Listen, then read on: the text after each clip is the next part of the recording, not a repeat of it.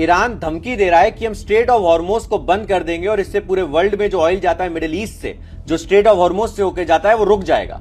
इसमें इंडिया का क्या नुकसान होगा समझ लेते हैं। इंडिया ईरान से लेता है 0% ऑयल 2018-2019 के बाद से, और जो 3% 2% ऑयल रशिया से लेता था 2021 तक, वो बढ़ के हो गया है 36 to 38%, क्योंकि रशिया के ऊपर सैंक्शन लगाए यूरोप और यूएस ने। तो रशिया को ऑयल किसी को तो बेचना था, तो उसने बेचा इंडिया को और चाइना को। और इससे क्या हुआ, इंडिया में ऑयल इन्फ्लेशन उतना नहीं बढ़ा जितना पूरे वर्ल्ड में बढ़ा। जितनी वर्ल्ड में प्रॉब्लम आई उतनी इंडिया में नहीं आई ऑयल को रिलेटेड।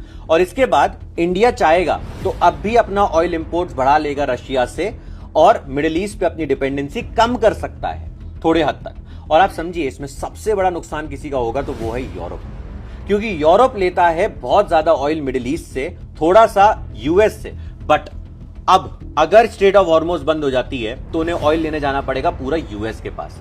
और इसीलिए कहा जाता है कि यूएस किसी का सगा नहीं है, वो सिर्फ अपना एडवांटेज देखता है।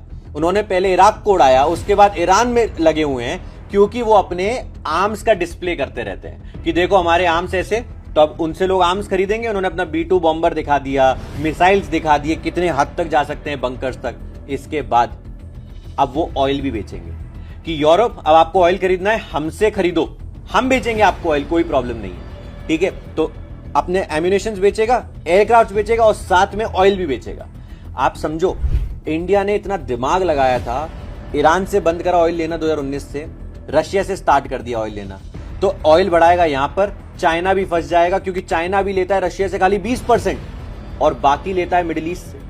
अब मिडिल ईस्ट में चाइना लेता है ईरान से 20% ऑयल, क्योंकि वो तो भाई भाई बनाता है ना हर इंसान को, कि हम आपको मिसाइल्स देंगे, आप हमें ऑयल दे लो, ठीक है। अब क्या होगा, अगर स्ट्रेट ऑफ हॉर्मोज बंद हो गई तो नुकसान होगा चाइना का। आपको समझना पड़ेगा, थोड़ा कॉम्प्लेक्स टॉपिक था। यूरोप का नुकसान, चाइना का नुकसान, यूएस का एडवांटेज, इंडिया का न्यूट्रल रहा इसलिए एडवांटेज, क्योंकि हम रशिया से ऑयल लेंगे, इजराइल से वेपन लेते हैं, ईरान से कोई दिक्कत नहीं है रिलेशन की। उनके लीडरशिप ने बात भी करी इंडिया के प्राइम मिनिस्टर श्री नरेंद्र मोदी जी से फोन पर, ठीक है।